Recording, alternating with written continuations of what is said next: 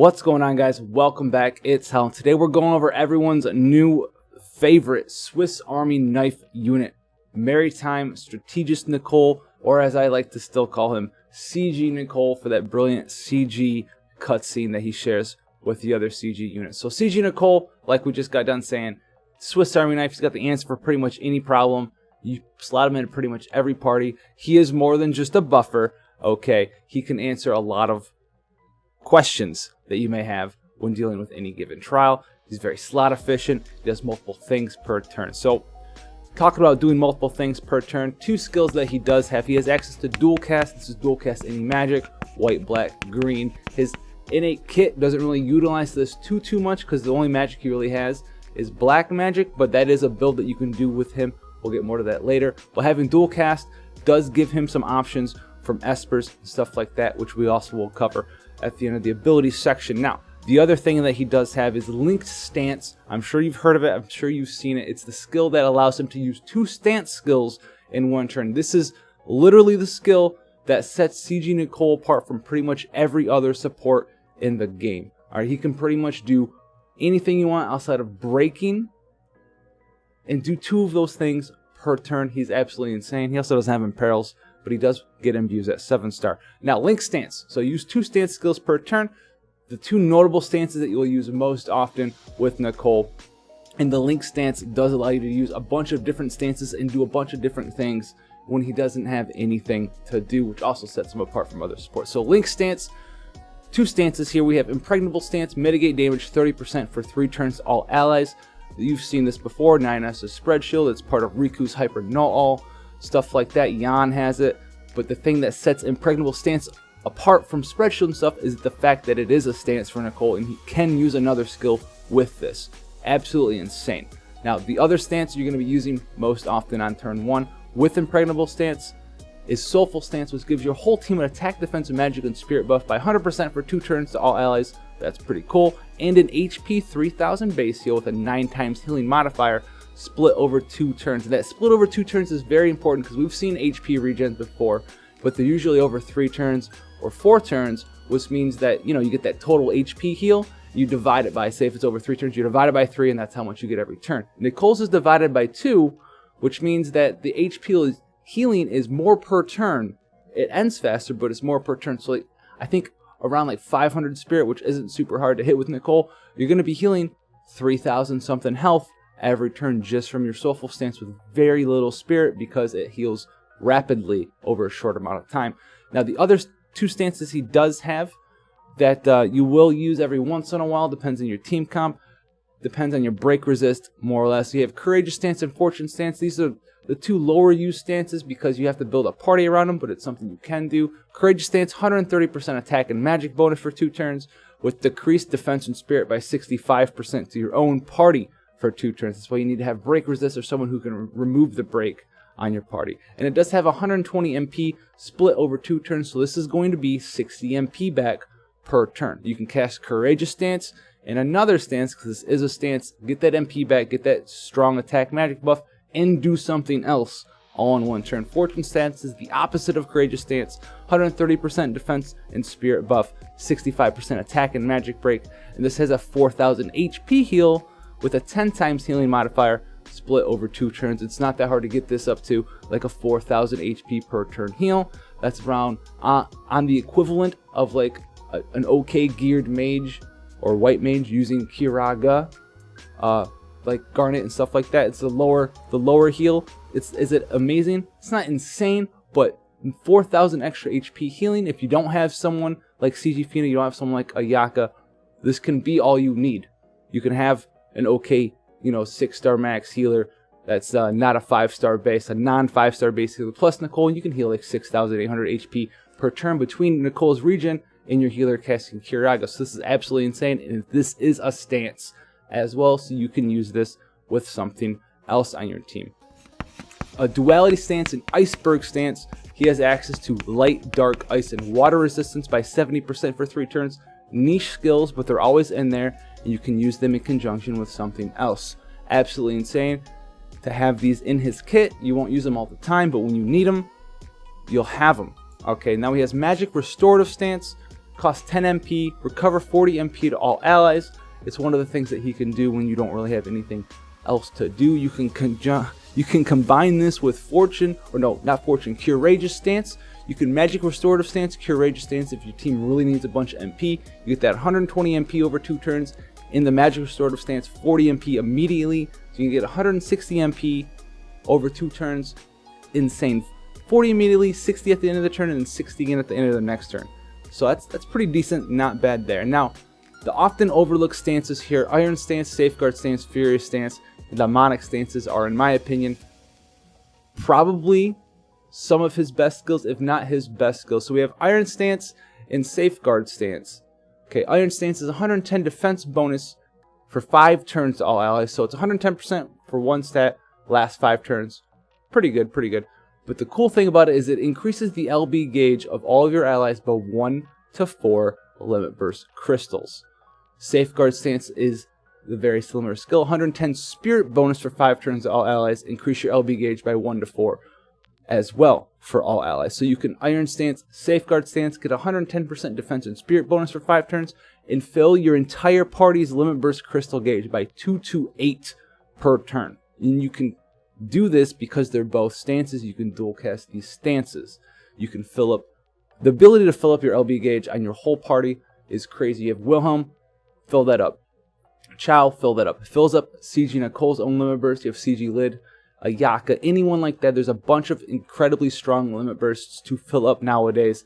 CG Nichol is the first and the best, I still believe, in the game to fill up your entire party's LB gauge over the long course of a fight. There will be 7-star Nix who can do it immediately for your whole party, and then he kind of dies afterwards. But something like this for long fights where you need to spam your LBs over and over and over, absolutely amazing. Now he does have Furious Stance and Demonic Stance as well. Very, very strong utilities. Furious Stance is 110% attack for 5 turns to all allies. It's pretty strong. A Demonic Stance is 110% magic for 5 turns to allies. That's also pretty strong. But the other thing that these two stances do, they give you in your entire party 150% LB gauge fill rate for 5 turns. Riku's Pouch was and still is an extremely strong TMR. It's strictly off of the fact that it gave you access to Eccentric, which was a 200% LB gauge fill rate buff to your whole party. This guy has 150%. Yeah, it's not as good as Riku's Pouch. You don't have to equip the pouch anymore, and you get to use a second stance with these stances. So you can get that 150% LB fill rate. Absolutely amazing. Fire it off on all cylinders. He's the LB gauge fill rate king. He's got flat LB gauge crystal gain rate. He's got percentage increased LB gauge crystal gain rate. He's going to help you a lot in the 7-star meta by making sure that you have all of your buffs you need, all the elemental resistances you may need, infinite MP, a little bit of healing, and then start filling up your LB gauges like crazy. On top of that, he's got a little bit of a dispel here with his sharp kick if you want to use that. Sadly, he's not sharp kick stance, it's just a sharp kick, so you can't dual cast it. And then he does have lone stance, where you can buff a single ally on your party by 130% for their attack, defense, magic, and spirit. This does seem like it might be, semi-underwhelming, but it depends on how you have your team built. If you really just need like defense and spirit bonus in everybody, you want to fill up their LB gauge, you can go for Iron Stance, Safeguard Stance, and then if you have 2 chainers that you're doing damage with, maybe on turn 2 or 3 when you're ready to do a bunch of damage, you just double lone stance and buff both of them by 130%. The world is your oyster with this guy because he's got so many things that he can indeed do. Now the magic that he does have access to at 6-star, pretty underwhelming, but nothing too terrible, nothing to cry about. He's got Water Blizzaga, that's whatever. Then he has Blizzaja and Water Just. So this does allow him a build where he can be a secondary chain finisher for you as well. Maybe you have your buffs up, your MP regen going. He does have dual cast, so you can start dual casting Blizzaja to gain Blizzaja stacks. You can start dual casting Waterja to gain Waterja stacks. He can be a chain finisher for you as well as your support if you want to gear him that way. This is because you can gear him for magic, a little bit of MP regeneration. All of the buffs he does have, you don't need spirit for him, you don't need anything crazy like that. So he's not locked to any specific slot, really. You can gear him for magic. Is he going to be doing as much damage as like CG Sakura and stuff? No, but will he be able to do some damage, a free chain finisher for you basically on your team. And this gets even better in his 7-star form, where he gets Zolta, which is basically a much better version of a Water Jug Blazaja spell. Those stack at a 6.0 times multiplier max. Zoltja, or Zoltga, I think it's Zolta, stacks to like 12 or something times multipliers. And he can dual cast it because it's a spell, so he can double chain finish for your chainers if that is something that you want to do. And then last but not least, we have Ancient Formula as his LB here. If you max it out, which you should, but there's no rush for it. Don't feel like you have to leave him 5-star max and then max it out later. Maxed out, it's 134% attack, defense, magic, and spirit buff for 3 turns. Removes all of your attack, defense, magic, and spirit breaks from your party, so the enemy's debuffing you, don't worry about it. And then it recovers a flat 20% HP and MP. You do want to have this maxed out eventually. 134% all stats when you use it is awesome. You're going to want to use it for the HP, MP regen, and the attack, defense, magic, and spirit break. That's awesome. If you don't max it out, the only thing that's different between a level 1 and level 25 is the attack, defense, magic, and spirit buff. It's 110% at level 1. It still heals 20% HP and MP. It still removes the attack, defense, and magic, and spirit break. So max that out eventually, because you're going to have them in your party. You're going to use it over the course of your FFBE gaming career, or whatever you want to call it. But no rush. Don't feel like you need to level it up before you awaken him to 6-star. He's more than powerful enough without it. He gets a nice little bonus. Well, that's about it. So let's move into some builds for him here. The first build that we're going to go with here, we have the healing CG Nichol build. This is the build that I probably like the least amount, and these builds are with Item World in mind. Item World is going to be coming out pretty soon. If you want to see the Item World enhancements for daggers that we'll briefly talk about, why we have daggers equipped in these builds, go ahead and check out the Item World build, what you need to enhance video that came out not too long ago. So the first build here, we're just going to try to max out his spirit a little bit, and then that's about it. Give him a little bit of MP regen. This is my least favorite build. It's Bowie Knife Nirvana, Hairpin of Purity, Robe of Forgiveness, Invigorator, Cloak of Flames, Barrier Mage's Oath, Staff Mastery, Adventure 5, Pure White Blessing, and Equip Shiva. Not my favorite build.